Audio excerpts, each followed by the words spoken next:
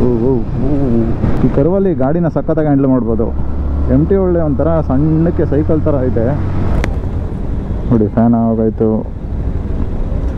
ಈಟ್ ಕಿತ್ಕೊಂಡು ಹೊಡಿತಾಯ್ತು ಹಂಗೆ ಕಾಲ್ಗೆ. ನಮಸ್ಕಾರ ಎಲ್ರಿಗೂ, ಇವತ್ತಿನ ಮತ್ತೊಂದು ಹೊಸ ಬ್ಲಾಗ್ಗೆ ಸ್ವಾಗತ. ಎಲ್ಲರೂ ಹೆಂಗಿದ್ರಲ್ಲರೂ ಸಾಕಾಗಿದ್ದಾರೆ ಅನ್ಕೋತೀನಿ, ನಾನು ಕೂಡ ಚೆನ್ನಾಗಿದ್ದೀನಿ. ಇವತ್ತು ನನ್ನ ಕೈಲಿದೆ MT-15 version 2. Almost new year ಅದೇ ಗಾಡಿ.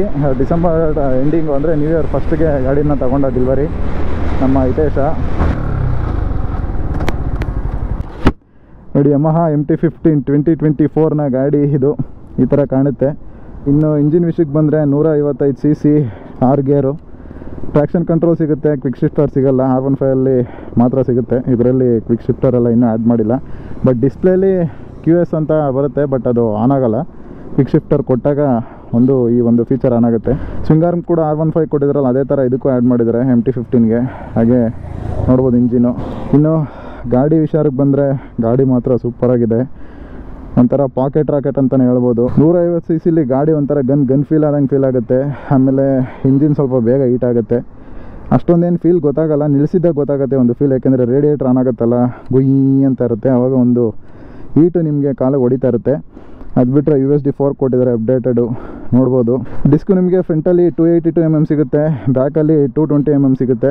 2 ಟ್ಯೂಬ್ಲೆಸ್ ಟೈರ್ಸು. ಇನ್ನು ಈ ಟ್ಯಾಂಕ್ ಎಲ್ಲ ತೊಗೊಂಡ್ರೆ ನಿಮಗೆ ಎಲ್ಲ ಫೈಬರ್ ಸಿಗುತ್ತೆ. ಏನು ಅಡ್ವಾಂಟೇಜು ಈ ಫೈಬರ್ ಎಲ್ಲ ಇತ್ತು ಅಂತಂದರೆ ನೋಡಿ, ಮೆಟಲ್ ಟ್ಯಾಂಕಲ್ಲಿ ಈ ಥರ ಸ್ಕ್ರ್ಯಾಚಸ್ ಆದರೆ ನೀವು ಫುಲ್ ಪೇಂಟೇ ಮಾಡಬೇಕಾಗುತ್ತೆ. ಆಮೇಲೆ ಡೆಂಟ್ ಆಯಿತು ಅಂತಂದರೆ ಟ್ಯಾಂಕೆಲ್ಲ ಡ್ಯಾಮೇಜ್ ಆಗುತ್ತೆ. ಬಟ್ ಇದರಲ್ಲಿ ಏನು ಅಡ್ವಾಂಟೇಜು ಅಂತಂದರೆ ಈ ಸೈಡ್ದೊಂದು ಚೇಂಜ್ ಮಾಡಿಸ್ಕೊಂಡ್ರೆ ಹೊಸದಾಗುತ್ತೆ.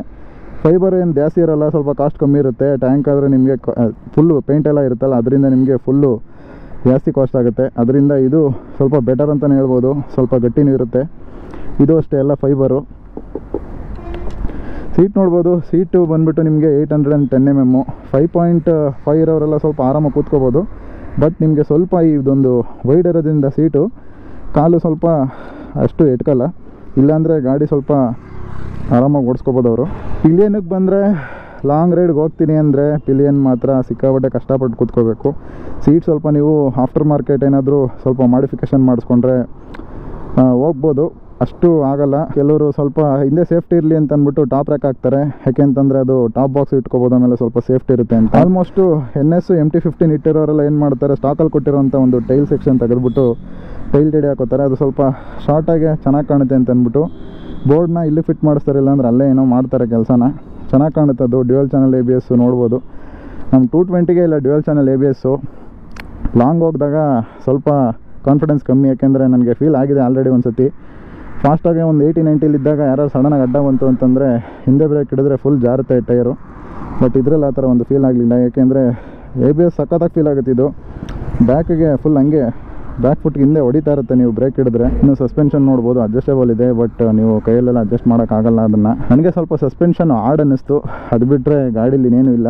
150 cc ಮೈಲೇಜ್ ಬೇಕು ಅಂದರೆ ಮೈಲೇಜು, ಪರ್ಫಾರ್ಮೆನ್ಸ್ ಬೇಕು ಅಂದರೆ ಪರ್ಫಾರ್ಮೆನ್ಸು. ನೋಡಿ ಅವನು ಇಲ್ಲೆಲ್ಲ ಫುಲ್ ಸ್ಕ್ರ್ಯಾಚಸ್ ಆಗುತ್ತೆ ಅಂತ ಅಂದ್ಬಿಟ್ಟು ಏನೇನೋ ಟೇಪೆಲ್ಲ ಹಾಕೋನೆ, ಯಾವ್ದಾದ್ರು ಸ್ಟಿಕ್ಕರ್ ಅಂಗಡಿಲಿ ರೆಡಿ ಮಾಡಿಸೋದು ಬಿಟ್ಬಿಟ್ಟು. ನೋಡಿ ಯಾವ ಥರ ಇದೆ, ಒಳ್ಳೆ ಡೆವಿಲ್.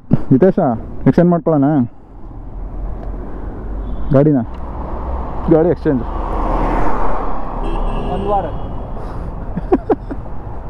ಒಂದು ವಾರಕ್ಕೆಲ್ಲ ಇಲ್ಲ, ಪರ್ಮನೆಂಟಾಗಿ ಎಕ್ಸ್ಚೇಂಜ್. ನೋಡಿ ಇದು ರೇಡಿಯೇಟ್ರು ಅಲ್ಯೂಮಿನಿಯಮ್ದು. ಏನಂದರೆ ಇದಕ್ಕೆ ಗ್ರಿಲ್ ಹಾಕ್ಸ್ಕೊಬಿಡ್ಬೇಕು. ಗ್ರಿಲ್ ಹಾಕ್ಸಿಲ್ಲ ಅಂದರೆ ಏನಾಗುತ್ತೆ, ಇದೊಂದು ಫಿನ್ಸ್ ಇರುತ್ತಲ್ಲ, ಇದು ಒಂಚೂರು ನೀವು ಹಿಂಗೆ ಪ್ರೆಸ್ ಆಯಿತು ಏನಾದರೂ ಆಯಿತು ಅಂತಂದರೆ ಬೆಂಡ್ ಆಗಿಬಿಡುತ್ತೆ ಇದು ಫಿನ್ಸು. ಇದೇ ಮೇಯ್ನ್ ಕೆಲಸ ಮಾಡೋದು ಫಿನ್ಸು. ಇದೇನಾದ್ರು ಜಾಸ್ತಿ ಬೆಂಡ್ ಆಯಿತು ಅಂತಂದರೆ ನಿಮಗೆ ಫ್ಯೂಚರಲ್ಲಿ ಈ ಏರ್ ಸರ್ಕ್ಯುಲೇಷನ್ ಇರುತ್ತಲ್ಲ, ಏರ್ ಫ್ಲೋ ಸ್ವಲ್ಪ ಕ್ಲೀನಾಗಿ ಆಗೋಲ್ಲ. ಹಿಂಗೆ ಬಂದು ಏರ್ ಫ್ಲೋ ಬಂದ್ಬಿಟ್ಟು ಹಿಂಗೆ ಹೋಗುತ್ತೆ. ಇದು ಬೆಂಡ್ ಆಯಿತು ಅಂತಂದರೆ ಏರ್ ಫ್ಲೋ ಆಗೋಲ್ಲ. ಅದರಿಂದ ಇದಕ್ಕೆ ರೇಡಿಯೇಟರ್ ಗ್ರಿಲ್ ಹಾಕ್ಸ್ಕೊಳ್ಳಿ. ನೋಡಿ ಈ ಥರ ಕಸ ಎಲ್ಲ ಸಿಗಾಕೊಳ್ಳೋದು, ಈ ಥರ ಎಲ್ಲ ಚಾನ್ಸಸ್ ಜಾಸ್ತಿ ಇರುತ್ತೆ. ಫುಲ್ ಹೀಟಿದೆ. ರನ್ನಿಂಗಲ್ಲಿದ್ದಾಗ ಮುಟ್ಟಕ್ಕೆ ಹೋಗ್ಬಿಡಿ ಇದನ್ನು. ಸೀಟದೊಂದು ಈ ಒಂದು ಡಿಸಡ್ವಾಂಟೇಜ್ ಬಿಟ್ಟರೆ ನಿಮಗೆ ಪಿಲಿಯನ್ದು ಗಾಡೀಲಿ ಎಲ್ಲ ಇದೆ, ಲೋಡೆಡು ಫಸ್ಟ್ ಕ್ಲಾಸ್ ಇದೆ. 2,23,000 ವರ್ತಿದೆಯಾ ಕೊಡೋದು? ನೀವೇ ಹೇಳಿ, ಕಮೆಂಟ್ ಬಾಕ್ಸಲ್ಲಿ ಕಮೆಂಟ್ ಮಾಡಿ. ಬೆಂಕಿ ಗಾಡಿ ಏನು ಹೇಳಿ, 150 cc ಚಿಂದಿಯಾಗಿದೆ ಗಾಡಿ ಇದು. ನೋಡಿದೆಲ್ಲ ಸೆಕ್ಷನ್ನು ಎಲ್ಲ ಕೂಲೆಂಟ್ಗೋಸ್ಕರ ಮಾಡಿರೋವಂಥದ್ದು. ಇದು ABSದು, ಇದು ರೇಡಿಯೇಟ್ರದ್ದು ಪೈಪು. ನನಗೆ ಯಮಹಾದಲ್ಲಿ ಇನ್ನೊಂದೇನು ಇಷ್ಟ ಆಯಿತು ಅಂತಂದರೆ ಒಂದು ಸೈಲೆನ್ಸರ್ ಸೆಕ್ಷನ್ ಇಷ್ಟ ಆಯಿತು. ಏಕೆಂದರೆ ನೋಡಿ ಇದು ಫೈಬರ್ ಇದೆ, ಯಾವನಾರು ಬಂದು ಗುದ್ದದ ಹೊಡೆದಾಗ್ತಾ ಅಂತಂದರೆ ಈ ಒಂದು ಸ್ಕ್ರೂಸ್ನ ಲೂಸ್ ಮಾಡಿಬಿಟ್ಟು ಈ ಒಂದು ಫೈಬರ್ನ ಚೇಂಜ್ ಮಾಡ್ಕೋಬೋದು. ಬಟ್ ನಮ್ಮ ಪಲ್ಸರಲ್ಲಿ ತೋರಿಸ್ತೀನಿ ಯಾವ ಥರ ಇದೆ ಅಂತ ನೋಡಿ. ಇದರಲ್ಲೆಲ್ಲ ಫುಲ್ ಮೆಟಲ್ಲು, ಯಾವನಾರು ಬಂದು ಗುದ್ದಿ ಹೊಡೆದ ಅಂತಂದರೆ ಮುಗೀತಷ್ಟೇ, ಫುಲ್ ಸೈಲೆನ್ಸರೇ ಚೇಂಜ್ ಮಾಡಿಸ್ಬೇಕು. ಬಟ್ ಇದರಲ್ಲಿ ಆ ಥರ ಅಲ್ಲ, ಸ್ಕ್ರ್ಯಾಚಸ್ಸು ಅಥವಾ ಏನೋ ಒಂದು ಹೊಡೆದೋಯ್ತು ಹಚ್ಕೊಂಡದ ನೋಡಿ, ಈ ಥರ ಸ್ಕ್ರ್ಯಾಚಸ್ ಆಗಿದೆ. ಇದನ್ನು ನಾವು ರಿಪ್ಲೇಸ್ ಮಾಡಿ ಹೊಸದು ಹಾಕೋಬೋದು, ಹೊಸ ಥರ ಕಾಣುತ್ತೆ. ಬಟ್ ಬಜಾಜಲ್ಲಿ ಆ ಥರ ಎಲ್ಲ ಇಲ್ಲ, ಏನೋ ಡ್ಯಾಮೇಜ್ ಆಯಿತು ಅಂತಂದರೆ ಮುಗೀತದು. ಇದೊಂದು ನನಗೆ ಇಷ್ಟ ಆಯಿತು. ಯಮಹದವರು ಎಲ್ಲ ಥರ ಒಂದು ಫೀಚರ್ಸ್ನ ಚೆಕ್ ಮಾಡಿ ಒಂದು ಗಾಡಿಗೆ ಇನ್ಕ್ಲೂಡ್ ಮಾಡ್ತಾರೆ. ಬಟ್ ಇದರಲ್ಲೆಲ್ಲ ನಮ್ಮ ಬೇರೆ ಗಾಡಿಯಲ್ಲೆಲ್ಲ ಆ ಥರ ಒಂದು ಟೆಕ್ನ ಯೂಸ್ ಮಾಡಲ್ಲ. ಇನ್ನು ಇಂಜಿನ್ ಸೌಂಡ್ ಯಾವ ಥರ ಇದೆ ತೋರಿಸ್ಬಿಡ್ತೀನಿ.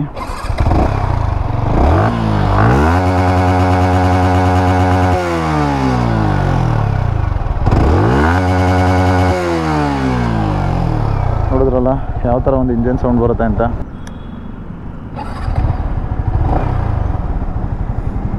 ಇನ್ನು 7000ಗೆ ವಿ ಆನ್ ಆಗುತ್ತೆ ಈ ಗಾಡೀಲಿ ನೋಡಿ. ವಿ 7000 RPM ದಾಟ್ತಾ ಇದ್ದಂಗೆ ವೇರಿಯಬಲ್ ವೇವ್ ಆ್ಯಕ್ಚುಯೇಷನ್ ಅಂತ ಈ ಒಂದು ಟೆಕ್ನಾಲಜಿ ಯಮಹದವ್ರು ಮಾತ್ರ ಯೂಸ್ ಮಾಡ್ತಾರೆ. ಏನಂದರೆ ಒಂದು ಪವರ್ ಮತ್ತು ಪರ್ಫಾರ್ಮೆನ್ಸ್ ಬೂಸ್ಟ್ ಆಗುತ್ತೆ. ಈ ಗಾಡಿ ನಿಮಗೆ 18 bhp ಅಟ್ 10,000 RPM ಸಿಗುತ್ತೆ. 14 Nm ಆಫ್ ಟಾರ್ಕ್ 7500 RPM ಅಲ್ಲಿ ಸಿಗುತ್ತೆ. ಈ ಒಂದು ಗಾಡಿಯ ಒಂದು ವೈಶಿಷ್ಟ್ಯನೇ ಇದು. ನೋಡ್ಬೋದು, ಒಂದು ಅಗ್ರೆಸಿವ್ ಫೀಲ್ನೆಸ್ಸು ನಿಮಗೆ ಇದರಲ್ಲಿ ಫೀಲ್ ಆಗುತ್ತೆ. ಒಂಥರ ಈ ಗಾಡಿ ಓಡಿಸ್ತಾ ಇದ್ರೆ ಇಷ್ಟ ಆಗೋಯ್ತು ನನಗೆ. 220 ನನಗೆ ಕಂಫರ್ಟಿಗೆ ಇಷ್ಟ ಆಯಿತು, ಯಾಕೆಂದರೆ ಈ ಗಾಡೀಲಿ ನನಗೆ ಅಷ್ಟೊಂದು ಕಂಫರ್ಟು ಫೀಲ್ ಆಗಲಿಲ್ಲ. ಸೀಟು ಸ್ವಲ್ಪ ತೆಳ್ಳೆ ಇದೆ, ಆಮೇಲೆ ಸ್ವಲ್ಪ ಸಸ್ಪೆನ್ಷನ್ನು ಹಾರ್ಡಿದೆ ಅನ್ನಿಸ್ತು ಈ ಗಾಡೀಲಿ. 220ಲಿ ಸ್ವಲ್ಪ ಪರ್ಫಾರ್ಮೆನ್ಸು ಲೋ. ನನಗೆ ಇದು ಕಂಪೇರ್ ಮಾಡಿದ್ರೆ ಈ 150cc ಈ ಥರ ಪರ್ಫಾರ್ಮೆನ್ಸ್ ಕೊಟ್ಟಿದ್ದಾರೆ ಅಂದರೆ, ಇನ್ನು ಯಮಹದವ್ರದ್ದು 300cc 250cc ಈ ಥರ ಎಲ್ಲ ಲಾಂಚ್ ಮಾಡಿದ್ರೆ ಇನ್ಯಾವ ಥರ ಇರುತ್ತೆ ಯೋಚನೆ ಮಾಡಿ. ನೋಡಿ ಈ ಥರ ಕುದುರೆ ಆರೋ ಥರ ಆಗುತ್ತೆ ಗಾಡಿ.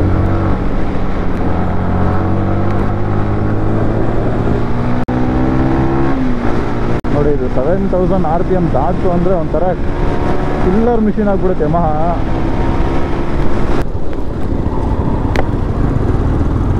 ABS ಚಿಂದಿಯಾಗಿ ವರ್ಕ್ ಆಗುತ್ತೆ. ಹಿಂದ್ಗಡೆ ಫುಟ್ ರೆಸ್ಟಲ್ಲಿ ನೀವು ಬ್ರೇಕ್ ಹಿಡಿದ್ರೆ ಅಂದರೆ ಸಡನ್ನಾಗಿ ಫುಟ್ ರೆಸ್ಟ್ ಹಂಗೆ ಮೇಲೆ ಹೊಡೆಯುತ್ತೆ ರಪ್ ಅಂತ. ನನಗೇನೋ ಬ್ರೇಕೆ ಕಟ್ಟಾಯ್ತೈತೆ ಅನ್ನೋ ಒಂದು ಫೀಲ್ ಸಿಗುತ್ತೆ. ಗಾಡಿ ಮಾತ್ರ ಒಳ್ಳೆ ಕ್ರೇಜಿ ಮಿಷಿನ್ನು. 150cc ಈ ಥರ ಪರ್ಫಾರ್ಮೆನ್ಸ್ ನಾನು ಯಾವತ್ತೂ ನೋಡಿರಲಿಲ್ಲ. ನಾನು ಓಡಿಸ್ಬೇಕು ಅಂದ್ಕೊಂಡಿದ್ದೆ ತುಂಬ ದಿನ MT-15, ಬಟ್ ಈ ಥರ ಒಂದು ಕಿಲ್ಲರ್ ಪರ್ಫಾರ್ಮೆನ್ಸ್ ಕೊಡೋದೇ ನನಗೆ ಗೊತ್ತಿರಲಿಲ್ಲ. ಒಂದು ಸ್ವಲ್ಪ ಪವರಲ್ಲಿ ಲ್ಯಾಗ್ ಅನ್ಸ್ಬೋದು, ಬಟ್ ಈಗ ಒಂದು 150cc ಈ ಥರ ಒಂದು ಕಿಲ್ಲರ್ ಪರ್ಫಾರ್ಮೆನ್ಸು ಚಿಂದಿಯಾಗಿದೆ. ಏನಕ್ಕೆ ಇಷ್ಟೊಂದು ಕ್ರೇಜ್ ಆಗಿದ್ದಾರೆ ಹುಡುಗರು MT-15ಗೆ ಅಂತ ನನಗಿದೆ ಫಸ್ಟ್ ನನಗೆ ಗೊತ್ತಾಗಿದ್ದು. ಈ ಗಾಡಿನ ನಾನು ಬಾದಾಮಿ ಕಂಪೇರ್ ಮಾಡ್ತೀನಿ, ಯಾಕೆ ಅಂದರೆ ಇದೊಂಥರ ಬಡವ್ರು ಬಾದಾಮಿ ಇದ್ದಂಗೆ. ಅಂದರೆ ನೀವು ಎಷ್ಟೋ ಜನ ನೋಡಿರ್ಬೋದು, ಬಾದಾಮಿ ಸ್ವಲ್ಪ ರೇಟ್ ಆಗಿದ್ರೂ ಎಲ್ಲರೂ ಬೆಲೆ ಕಟ್ಟಿ ತೊಗೊಂಡು ತಿಂತಾರೆ, ಯಾಕೆಂದರೆ ಅದರಿಂದ ಏನೋ ಒಂದು ಅನುಕೂಲ ಇರುತ್ತೆ ಅಂತ. ಈ ಒಂದು ಗಾಡಿ ಪ್ರೈಸ್ಗೆ NS200 RS200 ಹಾಗೆ M250 ಇಂಥ ಗಾಡಿಗಳು ಬರ್ತವೆ. ಅದು ಬಿಟ್ಬಿಟ್ಟು ಈ ಗಾಡಿನೇ ಯಾಕೆ ತೊಗೋಬೇಕು ಅಂತಂದರೆ, ಯಾರ್ಯಾರಿಗೆ ಮೈಲೇಜ್ ಬೇಕು ಅನ್ನೋರು ಈ ಗಾಡಿನ ಪ್ರಿಫರ್ ಮಾಡಲೇಬೇಕು. ಹಾಗೆ ಪರ್ಫಾರ್ಮೆನ್ಸ್ ಬೇಕು, ನಾನು ಏನಾದರೂ ವೀಕೆಂಡು ಟೂರ್ ಮಾಡ್ತೀನಿ, ಒಕೇಶ್ನಲ್ ಟೂರ್ ಮಾಡ್ತೀನಿ ಅನ್ನೋರಿಗೆ ಈ ಗಾಡಿ ಬೇಕೇ ಬೇಕು. ಯಾಕೆಂದರೆ ಒಂದು 100-110 ಕ್ರೂಸ್ ಮಾಡ್ತೀನಿ ಅನ್ನೋರಿಗೆ ಬೇರೆ ಏನೂ ಬೇಕಾಗಿರಲ್ಲ ಗಾಡೀಲಿ. ಪರ್ಫಾರ್ಮೆನ್ಸು ಆರಾಮಾಗಿ ಸಿಗುತ್ತೆ. ಕೆಲವರು 100ಅಲ್ಲಿ 120ಅಲ್ಲಿ ಸಡನ್ ಪಿಕಪ್ ಕೇಳೋರಿಗೆ ಈ ಗಾಡಿನ ನಾನು ಪ್ರಿಫರ್ ಮಾಡಲ್ಲ, ಯಾಕೆಂದರೆ ಇದು 70-80 ದಾಟ್ತು ಅಂತಂದರೆ ಸ್ಪೀಡ್ ಬರುತ್ತೆ, ಬಟ್ ಅಷ್ಟೊಂದು ಪರ್ಫಾರ್ಮೆನ್ಸ್ ಬರೋಲ್ಲ. ಯಾಕೆಂದರೆ ಟಾಪ್ ಎಂಡು ಸ್ವಲ್ಪ ಕಮ್ಮಿನೇ ಇರುತ್ತೆ ಗಾಡೀಲಿ. 150cc ಗಾಡಿ ಆಗಿರೋದ್ರಿಂದ ವೆಯ್ಟ್ ಇರೋರು ಕೂತ್ಕೊಂಡ್ರೆ ಅಷ್ಟು ಒಂದು ಟಾಪ್ ಸ್ಪೀಡ್ ಹೋಗಲ್ಲ ಈ ಗಾಡಿ. ಏನಿದ್ರು ವೆಯ್ಟ್ಲೆಸ್ಸು, ಹಾಗೆ ಗಾಡಿನೂ ವೆಯ್ಟ್ಲೆಸ್ ಇರೋರೆಲ್ಲ ಓಡಿಸ್ಬೇಕು. ಆವಾಗ ಒಂದು ಪರ್ಫಾರ್ಮೆನ್ಸು, ಆ ಗಾಡಿಯ ಒಂದು ಕೊಟ್ಟಿರೋವಂಥ ಮೈಲೇಜ್ ರೇಂಜು ಎಲ್ಲ ಸಿಗುತ್ತೆ. ಇಲ್ಲ ಅಂತಂದರೆ ಅವರು ಕ್ಲೈಮ್ ಮಾಡಿರೋಂಥ ಒಂದು ಮೈಲೇಜ್ ರೇಂಜ್ ಸಿಗಲ್ಲ. ಈ ಗಾಡಿ ಕಂಪ್ನಿ ಕ್ಲೈಮ್ ಮಾಡೋದು 48-50 ಸಿಗುತ್ತೆ ಅಂತ, ಬಟ್ ರಿಯಲ್ ಲೈಫಲ್ಲಿ ಎಷ್ಟೊಂದು ಜನ ಓಡಿಸಿರೋರು ಹತ್ರ ಒಂದು 50-53 ಸಿಗುತ್ತೆ ಅಂತ ಹೇಳಿದ್ದಾರೆ. 45 ಅಂತೂ ನಿಮಗೆ ಸಿಕ್ಕೇ ಸಿಗುತ್ತೆ. 50 ಅಂತೂ ಲಾಂಗ್ ರೈಡಲ್ಲಿ ನೀವು ಒಂದು 60-70 ಕ್ರೂಸ್ ಮಾಡ್ತೀನಿ ಅಂದರೆ ಆರಾಮಾಗಿ ಸಿಗುತ್ತೆ. ನನಗೆ ಸೀಟು ಒಂದು ಚೆನ್ನಾಗಿದ್ದರೆ ಈ ಗಾಡಿನ ತೊಗೊಬಿಡ್ತೀನಿ. ಯಾಕೆ ಅಂತಂದರೆ ಸೀಟೇ ಮೇಯ್ನು. ನಾನು ಜಾಸ್ತಿ ನಮ್ಮ ಅಮ್ಮನ ಕೂರಿಸ್ಕೊಂಡು ಓಡ್ತೀನಿ. ಸೀಟ್ ಚೆನ್ನಾಗಿಲ್ಲ ಅಂತಂದರೆ ಏನೂ ಚೆನ್ನಾಗಿರಲ್ಲ ಗಾಡೀಲಿ. Main ಬೇಕಾಗಿರೋದೆ comfort. ರೈಡರ್ಗೆ ಚೆನ್ನಾಗಿದೆ. ಸ್ವಲ್ಪ ಸಸ್ಪೆನ್ಷನ್ ಹಾರ್ಡ್ ಅನ್ನಿಸ್ತು. ಸಸ್ಪೆನ್ಷನ್ ಒಂದು ಸ್ವಲ್ಪ ಸಾಫ್ಟರ್ ಸೈಡ್ ಇದ್ದಿದ್ರೆ ಇನ್ನೂ ಚೆನ್ನಾಗಿರೋದು.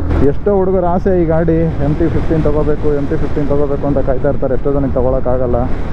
ಆಸೆ ಒಂದು ಪೂರೈಸ್ಬಿಟ್ರೆ ಅವ್ರಿಗೆ ಯಾವುದೋ ಒಂದು ಜೀವನದಲ್ಲಿ ಒಂದು XUV 500 ಅಥವಾ ಒಂದು ಬೆನ್ಸ್ ಕಾರ್ ತೊಗೊಳ್ಳೋಂಥ ಫೀಲ್ ಇರುತ್ತೆ ಎಷ್ಟೋ ಜನಕ್ಕೆ. ಈ ಯಮಹಾ ಗಾಡೀಲಿ ಒಂದೇನಂದರೆ ಆರನ್ ಎಲ್ಲಿದೆ ಇಂಡಿಕೇಟ್ರಲ್ಲಿದೆ ಅನ್ನೋದೇ ಹುಡ್ಕೋದ್ರಲ್ಲೇ ಕನ್ಫ್ಯೂಷನ್ ಆಗಿಬಿಡುತ್ತೆ. ಅಷ್ಟರಲ್ಲಿ ಅವನಾದ್ರು ಬಂದು ಗುದ್ದೇ ಬಿಟ್ಟಿರ್ತಾನೆ. ಇಂಡಿಕೇಟ್ರ್ ಹಾಕೋಕ್ಕೆ ನಾನು ಆರನ್ ಹೊತ್ತಾ ಇರ್ತೀನಿ, ಆರನ್ ಹೊತ್ತೋದಕ್ಕೆ ಇಂಡಿಕೇಟ್ರ್ ಹಾಕ್ತಾ ಇರ್ತೀನಿ. ಈ ಥರ ಆಗಿರೋದು ಈ ಗಾಡೀಲಿ.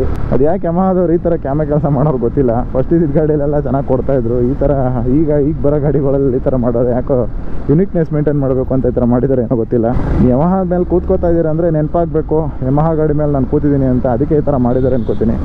ಯಾರ್ಯಾರು ಈ ಗಾಡಿನ ತೊಗೋಬೇಕು ಅಂದ್ಕೊಂಡಿದ್ದೀರಾ ಕಮೆಂಟ್ ಬಾಕ್ಸಲ್ಲಿ ಕಮೆಂಟ್ ಮಾಡಿ. ಬೇಗ ಅವರು ಎಲ್ಲರೂ ಗಾಡಿ ತೊಗೊಳ್ಳೋ ಥರ ಆಗಲಿ, ದೇವರ ಆಶೀರ್ವಾದ ಮಾಡಲಿ ಅಂತ ಈ ಒಂದು ವಿಡಿಯೋನ ಇಲ್ಲಿಗೆ ಮುಗಿಸ್ತಾ ಇದ್ದೀನಿ. ವಿಡಿಯೋ ಎಷ್ಟಾಗಿದೆ ಅನ್ಕೋತೀನಿ. ವಿಡಿಯೋ ಎಷ್ಟಾಗಿದ್ರೆ ವಿಡಿಯೋನ ಲೈಕ್ ಮಾಡಿ, ಶೇರ್ ಮಾಡಿ, ಹಾಗೆ ಸಬ್ಸ್ಕ್ರೈಬ್ ಮಾಡೋದು ಮಾತ್ರ ಮರಿಬೇಡಿ. ಸಿಗ್ತೀನಿ ಮುಂದಿನ ವಿಡಿಯೋದಲ್ಲಿ. ಅಲ್ಲಿವರೆಗೂ ಟೇಕ್ ಕೇರ್, ಬಾಯ್ ಬಾಯ್. ಮರಗಳು ಕೆಳಗಡೆ ಹೋಗ್ತಾ ಇದ್ರೆ ಒಂಥರ ಫೀಲು ಬೇರೆನೇ ಇರುತ್ತೆ. ಇನ್ನು ಮಳೆಗಾಲದಲ್ಲಂತೂ ಕೇಳೋಂಗೆ ಇಲ್ಲ, ಒಂಥರ ತಣ್ಣಗೆ ಆಗ್ತಾ ಇರುತ್ತೆ ನೋಡಿ ಗ್ರೀನರಿ. ಇದಕ್ಕೆ ಬೆಂಗಳೂರು ಅನ್ನೋದು.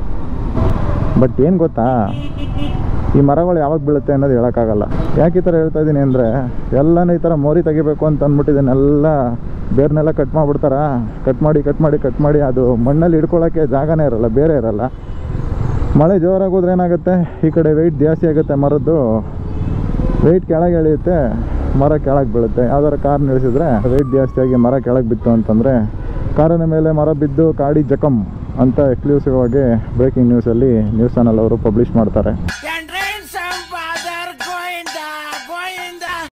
ಏನೋ ಯಾವುದೇ ಎಕ್ಸಾಸ್ಟ್ ಫ್ಯಾನ್ ಫೀಲ್ ಆಗೋ ಥರ ಆಯ್ತಾಯ್ತಲ್ಲೋ. ಏನು ಗುರು ಗಾಳಿ ನೋಡ್ಗುರು ಹೆಂಗೆ ಬತ್ತಾಯ್ತಿಲ್ಲಿ. ನೋಡಿ ಇಲ್ಲಿ ಆಟೋಮೆಟಿಕಲಿ ಲೆಗ್ ಇಕ್ಕಿದ್ರೆ ಇಲ್ಲಿ ಏರ್ ಫ್ಲೋ ಆಗೇ ಆಗುತ್ತೆ ನೋಡಿ. ಇಲ್ಲಿ ಗಂಟ ಬೀಸ್ತೈತೆ ನೋಡಿಲಿ.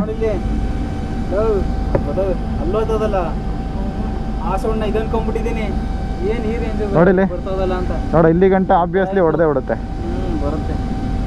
ನೋಡಿಲಿ. ಇಲ್ಲಿ ಗಂಟ ನೋಡಿಲಿ ನೋಡಿ, ಇಲ್ಲಿವರೆಗೂ ನಿಮಗೆ ಬಿದ್ದೇ ಬರುತ್ತೆ ಹೀಟು.